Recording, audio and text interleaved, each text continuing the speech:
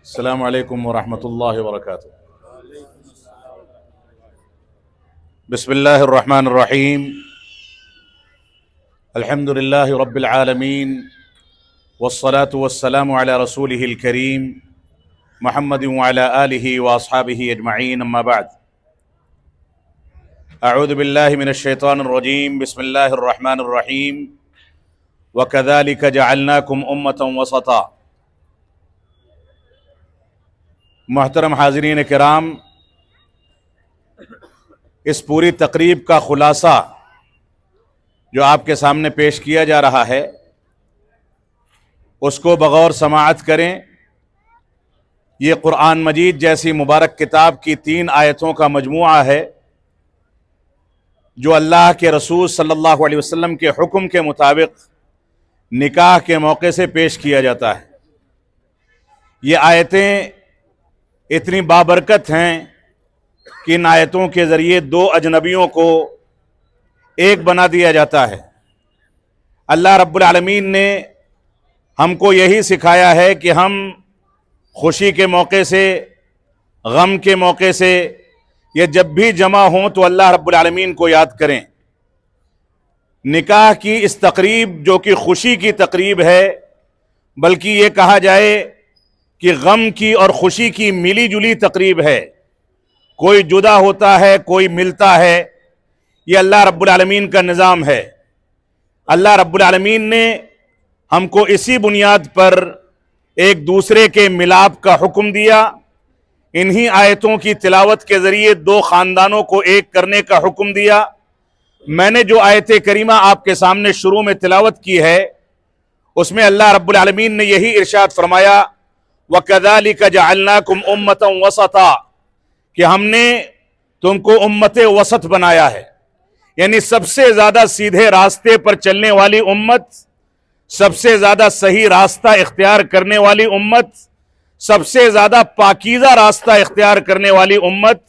इस दुनिया में हज़ारों तरीक़े हैं, हज़ारों रास्ते हैं जो शादी ब्याह के लिए, गम के इजहार के लिए इख्तियार किए जाते हैं, लेकिन इस्लाम ने जो रास्ता हमको बताया है वो सबसे पाकीज़ा रास्ता है। अल्लाह रब्बुल आलमीन ने इस रास्ते को अपनाने का हुक्म दिया। ये 3 आयतें जिनकी तिलावत की जाती है, इनमें अल्लाह रब्बुल आलमीन ने हमको तक़वा को इख्तियार करने का हुक्म दिया है। पहली आयत करीमा में भी अल्लाह रब्बुल आलमीन ने मुसलमानों को मुखातब करके ये फरमाया कि अल्लाह रब्बुल आलमीन से डरो और हमेशा डरते रहो। जिंदगी के तमाम मराहिल में अल्लाह रब्बुल आलमीन का तक़वा इख्तियार करो। दूसरी आयत करीमा में अल्लाह रब्बुल आलमीन ने पूरी इंसानियत को मुखातब करके इंसानियत की हकीकत बता दी कि अल्लाह रब्बुल आलमीन ने हमको एक नफ्स से पैदा किया है और सारी दुनिया में उसके बाद रब्बे कायनात ने हमको फैला दिया। उसी एक नफ्स से पैदा होने वाले कोई गोरे पैदा होते हैं, कोई काले पैदा होते हैं, कोई अंग्रेजी बोलता है, कोई भोजपुरी बोलता है, कोई उर्दू बोलता है, कोई मलयालम बोलता है, कोई अरबी बोलता है, कोई किसी जबान से एक दूसरे को मुखातब करता है, कोई काला होता है, कोई गोरा होता है। किसी की तहजीब कुछ कहती है, किसी की तहजीब कुछ कहती है, लेकिन अल्लाह रब्बुल आलमीन ने इन सारी की सारी तहजीबों को एक दूसरे के तारुफ के लिए इस दुनिया में पैदा किया है। और इम्तियाज और किसी को किसी पर फौकियत देने के लिए जो मेयार बनाया है वो मेयार तक़वा और परहेजगारी का मेयार है। अगर ये तक़वा और परहेजगारी का मेयार मुसलमान अपने अंदर अपना लें तो ऐसी सूरत में ये दुनिया की सबसे ज्यादा कामयाब तरीन, सबसे ज्यादा पाकीज़ा और सबसे ज्यादा तरक्की याफ्ता कौम बन सकते हैं। इसी तक़वा की बुनियाद पर ऊंटों को चराने वाले, सहरा में ऊंटों का दूध दोहने वाले और जंगलात में जिंदगी गुजारने वाले, कुटिया लगा करके पूरी जिंदगी गुजार देने वाले इतने बाइज्जत बन गए अरब कबाइल में कि अल्लाह रब्बुल आलमीन ने इसी तक़वा की बुनियाद पर उनको दुनिया की सबसे तरक्की याफ्ता कौम करार दिया। उनके यहाँ ये तक़वा इस बुनियाद पर था कि वो अल्लाह रब्बुल आलमीन के हुकूक को अदा करते थे, तौहीद को अपनाते थे, इत्तिबाए रसूल को अपनाते थे। ये तकवा इस बुनियाद पर था कि एक दूसरे का एहतराम इसी तकवा की बुनियाद पर हुआ करता था। उनका ये तकवा इसी बुनियाद पर था कि उन लोगों ने दीन की और तौहीद की बुनियाद पर एक दूसरे को एहतराम की निगाहों से देखा। वरना अल्लाह के नबी सल्लल्लाहु अलैहि वसल्लम जो खैरुल बशर थे, सैयदुल अंबिया थे, उनकी भी पैदाइश ऐसे ही घरानों में हुई थी जहां एक मर्द और एक औरत के मिलाप के नतीजे में कोई बच्चा पैदा होता था। लेकिन अल्लाह रब्बुल आलमीन ने वही के नुज़ूल के जरिए, कुरान मजीद के नुज़ूल के जरिए उनको शरफ अता फरमाया, मकाम अता फरमाया। तो ये तकवा है जिसकी बुनियाद पर इस निकाह के क़याम का एहतमाम किया गया है। ये तकवा है, इसका तकाजा है। ये निकाह की मजलिस और ये तकरीब, ये खुशी और गम का मौका इस बात का तकाजा करता है कि हम अल्लाह रब्बुल आलमीन को याद करें। और नमाजों की पाबंदी के बगैर रब्बे कायनात को याद करने वाला और तकवा इख्तियार करने वाला कोई नहीं हो सकता। तौहीद के तकाज़ों की तकमील के बगैर कोई तकवा को इख्तियार नहीं कर सकता। सुन्नत रसूल पर चले बगैर कोई तकवा को इख्तियार नहीं कर सकता। तो ये आयतें, ये निकाह की तकरीब एक रस्म नहीं है कि हम बैठें और उड़ जाएं, बल्कि एक पैगाम है, एक मैसेज है। इस मैसेज को लेकर के हमें इस तकरीब से रुखसत होना है। हर मुसलमान की जिम्मेदारी है कि जो कुछ सुनता है वो जा करके तकवा की बुनियाद पर लोगों के सामने पेश करे। अल्लाह रब्बुल आलमीन ने आखिरी आयत करीमा में जिसकी यहां तिलावत की जाएगी, उसमें फिर से मुसलमानों को मुखातब करके इस बात का हुक्म दिया कि क़ूलू क़ौलन सदीदा, सच्ची बात करो। कारोबार में सच्चाई से काम लोगे तो बरकत होगी। सच्ची बात करो, सच्चाई से काम लोगे तो एक दूसरे पर एतमाद बहाल होगा। सच्ची बात करो, अगर सच्ची बात करोगे तो एक दूसरे का एहतराम और इज्जत करने पर अपने आप को आमादा करोगे। लिहाजा सच्चाई से काम लो और अल्लाह और उसके रसूल की इताअत करो। जो अल्लाह और उसके रसूल की इताअत करता है फ़क़द फ़ाज़ फ़ौज़न अज़ीमा, उसको अजीम कामयाबी मिल जाती है।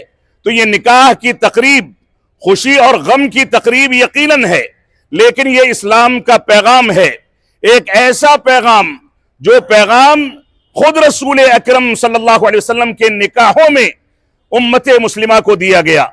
ये एक ऐसा पैगाम है जो सहाबे किराम ने रसूल पूरी उम्मत इस्लामिया के सामने पेश किया। तो ये निकाह की तकरीब ये एक पाकीज़ा तकरीब है जिसमें कुरान मजीद की आयतों का पैगाम सुनाया जाता है। मैं वही पैगाम आपके सामने पढ़ना चाहता हूं, उसी की ताबीर पेश करना चाहता हूं और आपसे यही अपील करना चाहता हूं कि अगर हम अब तक इस्लाम से, मस्जिदों से, नमाजों से, हुकूकुल इबाद से, सच्चाई से और ऐसे ही अच्छे कामों से दूर थे, बुराइयों को अपनाते थे, तो इन आयतों का तकाजा है कि आज के बाद हम तौबा इस्तिग़फ़ार करें, इस्लाम की जानिब रुजू करें, एक दूसरे का हक अदा करें, छोटे बच्चे बड़ों का एहतराम करें, बड़े छोटों पर शफकत करें। जो रिश्तेदारियां इन आयतों की बुनियाद पर कायम की जाती हैं, इन रिश्तेदारियों को मेल मोहब्बत और प्यार की बुनियाद पर, इस्लामी बुनियादों पर, तकवा की बुनियादों पर, तौहीद व इत्तिबा की बुनियादों पर, सहाबे किराम के एहतराम की बुनियादों पर आगे बढ़ाया जाए। ये पैगाम है इस निकाह की तकरीब का। अल्लाह रब्बुल आलमीन हमें इससे भरपूर फायदा उठाने और इस पैगाम को ले करके दुनिया के सामने आम करने की तौफीक अता फरमाए। और यही नहीं बल्कि तकवा का एक तकाजा यह है कि जिस शख्स के पास पैसे हैं वो गरीब का ख्याल करे। अगर किसी का पड़ोसी भूखा सोता है तो उसके खाने पीने का इंतजाम करे। इसी तकवा का तकाजा है कि एक दूसरे का एहतराम किया जाए। इसी तकवा का तकाजा है कि अपने मामलात को बेहतर किया जाए। इसी तकवा का तकाजा है कि हम तमाम के तमाम उमूर में इस्लामी तालीमात की जानिब रुजू करें। अल्लाह रब्बुल आलमीन हमको इन बातों की तौफीक अता फरमाए। अब आपके सामने निकाह मसनून होगा, ईजाब व कबूल होगा। इन्नल हम्दलिल्लाहि नहमदुहु व नस्तईनुहु व नस्तगफिरुहु व नऊज़ु बिल्लाहि मिन शुरूरि अनफुसिना व मिन सय्यिआति अअमालिना मन यहदिहिल्लाहु फला मुदिल्ल लहु व मन युद्लिल फला हादिय लहु व अशहदु अन ला इलाहा इल्लल्लाहु वहदहु ला शरीक लहु व अशहदु अन्न मुहम्मदन अब्दुहु व रसूलुहु अम्मा बाद फ़इन्न खैरल हदीस किताबुल्लाह व खैरल हदी हदी मुहम्मदिन सल्लल्लाहु अलैहि वसल्लम व शर्रल उमूरि मुहदसातुहा व कुल्ल मुहदसतिन बिदअह व कुल्ल बिदअतिन ज़लालह व कुल्ल ज़लालतिन फिन्नार। फ़अऊज़ु बिल्लाहिस समीइल अलीम मिनश शैतानिर रजीम। बिस्मिल्लाहिर रहमानिर रहीम। या अय्युहल्लज़ीना आमनुत्तक़ुल्लाहा हक़्क़ तुक़ातिह व ला तमूतुन्ना इल्ला व अंतुम मुस्लिमून। या अय्युहन्नासु इत्तक़ू रब्बकुमुल्लज़ी ख़लक़कुम मिन नफ़्सिन वाहिदह व ख़लक़ मिनहा ज़ौजहा व बस्स मिनहुमा रिजालन कसीरन व निसाअ वत्तक़ुल्लाह अल्लज़ी तसाअलून बिही वल अरहाम इन्नल्लाह काना अलैकुम रक़ीबा। या अय्युहल्लज़ीना आमनुत्तक़ुल्लाह व क़ूलू क़ौलन सदीदा युस्लिह लकुम अअमालकुम व यग़फ़िर लकुम ज़ुनूबकुम व मन युतिइल्लाह व रसूलहु फ़क़द फ़ाज़ फ़ौज़न अज़ीमा। व क़ाल अन्नबिय्यु सल्लल्लाहु अलैहि वसल्लम अन्निकाहु मिन सुन्नती व क़ाल फ़ी मौज़िइन आख़र फ़मन रग़िब अन सुन्नती फ़लैस मिन्नी। अज़ीज़े गिरामी, ज़ैद बिन हसीब जो कि मोहम्मद हसीब साहब के बेटे हैं, आपको मेरे बड़े भाई अब्दुस्सलाम रहमानी जो कि मेरे वालिद गिरामी अब्दुल हमीद रहमानी साहब के बेटे हैं, उनकी बेटी मारिया रहमानी गवाहों की मौजूदगी में और पूरे इज्तिमा की मौजूदगी में 21,000 रुपये हिंदुस्तानी सिक्का राइजुल वक्त के एवज आपके अक़्द और निकाह में दी जाती है। क्या आप कबूल करते हैं? अल्लाह रब्बुल आलमीन से दुआ करें कि अल्लाह रब्बुल आलमीन इस जोड़े को बाबरकत बनाए, इस तकरीब को बाबरकत बनाए। इस तकरीब में कुरान और सुन्नत और मनहज सहाबा या इस्लामी तालीमात की जो कुछ मुखालिफतें नज़र आ रही हैं या हुई हैं, अल्लाह रब्बुल आलमीन हमको आइंदा इसकी तलाफ़ी करने और इससे तौबा करने और हमेशा दीन पर मुकम्मल तरीके से कायम रहने की तौफीक अता फरमाए। इस जोड़े को, इन दोनों ख़ानदानों को अल्लाह रब्बुल आलमीन की जिन आयतों की बुनियाद पर एक किया गया है, अल्लाह रब्बुल आलमीन इन आयतों की बरकत से इनके दरमियान मोहब्बत, प्यार और उल्फत भर दे। तक़वा की बुनियादों पर इनको आगे चलने की तौफीक अता फरमा। नमाजों की पाबंदी, तिलावत कलाम पाक का एहतमाम, बड़ों का एहतराम, छोटों पर शफ़क़त, रिश्तेदारियों को जोड़ने और ख़ानदानों को बनाने की तौफीक अता फरमा।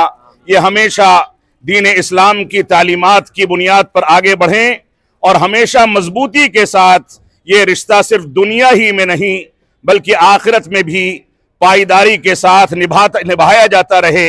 हम जब तक जिए तब तक इस्लाम के मुताबिक जिए, जब हमारा खात्मा हो तो ईमान पर हो। वसल्लल्लाहु अला नबिय्यिना मुहम्मदिन व अला आलिहि व सहबिहि वसल्लम। वस्सलामु अलैकुम व रहमतुल्लाहि व बरकातुहू।